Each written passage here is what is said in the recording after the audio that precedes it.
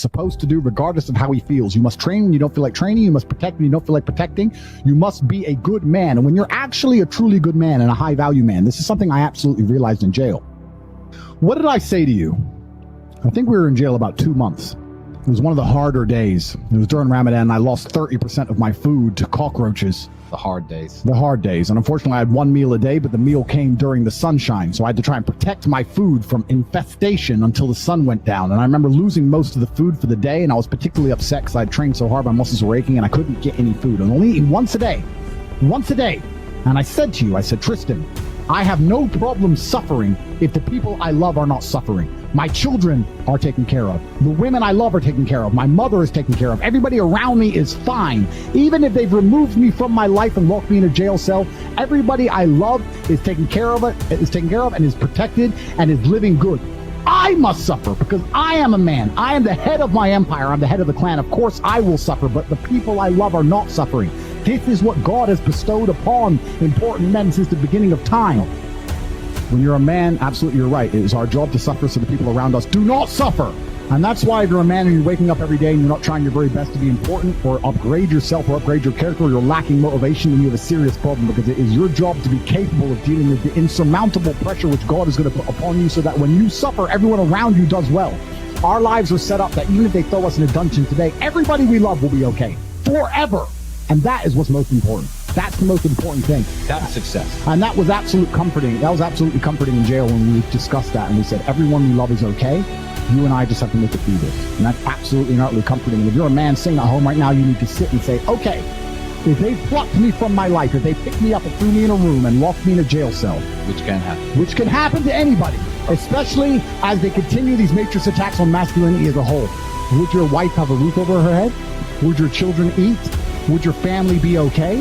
Think about these things. This is what you're working for. You're not working to make money so you can buy a Lamborghini. You're working to make money, and you're thinking outside of the box, and you're becoming your best version of yourself, so all the people around you will always be okay no matter what happens. It is your job as a man to suffer.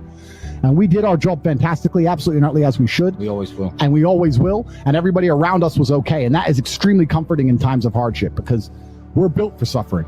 We were absolutely and utterly built for suffering. No matter how close I came to crying inside of that jail cell, I knew all the people around me were safe and all the people around me could eat. And that's all I cared about. I used my phone calls. When I would call other people and they were asking me how I was, I'd say, we don't want to talk about me. How are you? Are you okay? Are you okay with the media pressure? Are you okay? Are your bills paid? Do you have money? Can you eat? I'm in a jail cell in Romania. I'm making sure that everyone I love is okay. I don't need their support. I don't need them to sit and worry about me. I worry about them. I sat in a jail cell making sure I could fix the problems for the people I love outside in the free world from a dungeon. That is what a man does. And you must prepare and set up your life for that. You must be prepared to be plucked from life. And understand that everybody around you who once relied on you will still be relying on you, even when you sit in that jail cell. It's still up to you. You are still the man of the household. You are still the top G of your life. Only you. And if you don't pay the bills, who's going to do it? Your wife's just going to what? Go get a job, get like 5 jobs and raise your kids? How's she going to do that? You must be prepared for these things. That is what you're working for. So if you wake up every day as a man and you say, I don't have motivation to become strong, I don't want to work hard and get rich, I don't want to try and become financially free, what you're saying is that the second you disappear from your matrix controlled job, everyone who loves you and respected you and relied on you is going to starve. How can you live that way as a man? Absolutely and utterly unacceptable. Outstanding in the rain. And that actually comes on to another point that I want to mention about these other influencers and these other people out here who have influence, the ones which are controlled and taught by them and reported by the Matrix and pushed out there for everybody to listen to. What do any of them even teach? How does your life get better from listening to any of these people? What do they teach you? What do they tell you? What do they instill inside of you? When's the last time you've listened to them and felt a fire in your soul or fire in your blood to become a better man? When's the last time you listened to them, I need to give more money to charity. I need to help people. I need to set my life up so that people I love will always be okay. I need to retire my mother and make money so she doesn't have to work anymore. When's the last time any influencer on anywhere on the internet, any of them, any of these people streaming this garbage on Twitch and Kick and all these shit websites, when's the last time any of them have ever helped anybody? I think that's what the average man really needs to struggle. And I've been saying, this has been my message for a very long time in all realms. I've said for a very long time that life for the average man is going to get harder and harder. It's becoming more and more competitive. You need to find more and more ways to stand out and be unique. And the only way to really do those things, unfortunately, as a man, is to suffer. And that's one of the reasons I'm kind of glad that God put me in jail, because if you look at anything that builds a man into a man, there's a degree of suffering. It's very hard to become a man and have a man who's respected and has stories and is capable when he only had a nice life and nice experiences. It's usually the things that made you the best version of you are usually the worst things that happen. So the demons I carry from jail, the fact that I can't sleep, I've had girls say to me, you can't sleep, you need to see a psychiatrist. And I said, absolutely not. I would be furious if a psychiatrist walked in here and took my demons from me. I don't care if they could fix me with a click, they're mine. And they were bestowed to me by God. And they are mine to deal with, and they are mine to fix, because that's how I become a better version of me. I would be furious if someone took them away from me. I'm glad I can't sleep. Good, I can train endlessly. That's why I'm bigger than I've ever been. I'll train I'm not going to waste a minute. But all the demons that have been given to me by God and all the problems that have been given to me by God are mine to fix. I would never, ever allow anybody else to take them from me. I'd be furious. If a psychologist came in and said I could cure you, I'd say, no, thank you. I will cure myself. I don't care if it takes 10 years. I'll cure myself. That's my job. And I know that when that's done, I will be more mentally resilient than I ever would have been without jail. That's the whole point of it, right? So many men say, I want to be the man, but they don't want to suffer, they don't want to fight, and I don't understand why, because even if you look at a superhero movie, they tell you, even in superhero movies, they make it very clear, Batman's parents died, that's why he's Batman. All the bad things have to happen. There's no way to get there without the bad things. I get so many emails from people complaining about their bad things, and I don't have time to reply to any of them, but if I could, I'd say, good luck, congratulations, off you go. Of course she broke your heart. Of course you're sad. Of course you miss her. She's with me now. That's life. That's part of it. That's the only way you're going to get to that level of resilience. You can't become the man any other way. So yeah, I thank God for everything bad that's ever happened to me and all the demons. And I trust that he's not going to give me anything I cannot, in the end, decipher and deal with. In the end, I think it's a puzzle, and you decipher it and you work out the best way to deal with it, and you internalize the good parts, and you become a better and stronger and more resilient person for it. Mm-hmm. So I have to thank God for every single one of them. Being average is not acceptable at all. It's not acceptable anymore, and it's not acceptable in the sexual marketplace, but it's also just not acceptable, I don't think, even in life anymore. Period. You have to diversify now so much to even protect yourself. The idea that you can just be a law-abiding citizen in a country and just work your job and be okay is gone. It's gone. If COVID doesn't prove that, I don't know what will. Yeah. Look at my situation. You have to diversify. You have to be smart enough that you have assets and friends and capability and lawyers and whatever all over the world now. That's the only way to protect yourself. You can't just sit within one jurisdiction and go, oh, well, but I don't speed, so it's going to be okay. I don't think it is. I think it's coming to a point where it's not going to be okay. My mother always says to me, I'm glad I'm not young. And I'm starting to say that now. I'm glad I'm not young.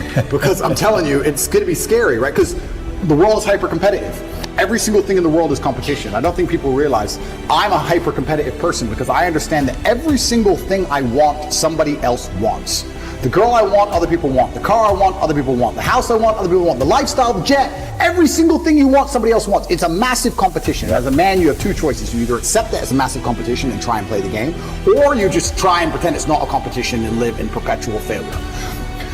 And it's going to become hyper-competitive, the world already is. You're not going to be able to compete with a person with a computer. So you're going to have it because you can't compete. Then once you have it, then who knows? Can they turn it off? I don't know. Can they turn you off? I don't know. Can they inject the slave mind programming directly through the chip? I don't know. That's scary. I would never want to do that, but it's going to get to a point where you're not even a person without it. You can't function without it. You're a second-class citizen without it. Do you deserve to be happy? Genuinely, every single person watching this, go look in the mirror after this stream, go into the bathroom, look in the mirror. Do you deserve to be happy? Look yourself in the eye. The answer is probably fucking not. You don't deserve it. When you're hungry, it's your body telling you need to eat some food. That's fine. You react to that. When you're depressed, your body's telling you need to change your life. And if you're feeling that for long periods of time and then not changing your life, well, you don't deserve to be happy. You don't deserve it. Everything in life that is valuable must be earned. Peace of mind must be earned. Happiness must be earned. I'm happy because I earned it. I get to be top G. Of course, I'm fucking happy. I'm me. When I look at the lives of people who tell me they're depressed, I look at them and think, you know what? If I was you, I'd be fucking depressed. If I was you, I'd be depressed. So of course you're depressed because your life is shit. But whose fault is that? That you have to take some personal responsibility for it. And what they'll do is they'll try and outsource it. Well, I had a bad star, or this happened to me, that happened to me. World ain't fair. Suck it up, buttercup. It happens to everybody. I could sit here and be an unsuccessful piece of shit, and I got 10 stories to tell you why I have excuses to do exactly that. And here I am, top G. So that's life. That's life. You have to get shit done. So yeah, if you live a depressive life, you're going to feel depressed. If you lived my life, you wouldn't feel depressed. So now you know what to fucking do. Now you're either going to do it or you're going to sit there and stay depressed. And that's why these people are so desperate to defend the idea that depression can't be solved. When you tell the world that depression can't be solved, what you're doing is absolving yourself from all responsibility. I no longer have to stand up and work hard and try and be something because it doesn't matter how hard I work because I'll be depressed anyway. They know that's a lie. They're just trying to think that they're being ignorant on purpose to avoid doing the hard work. That's all it really is. I understood that physicality is important. It's the bottom line. It's the final decider.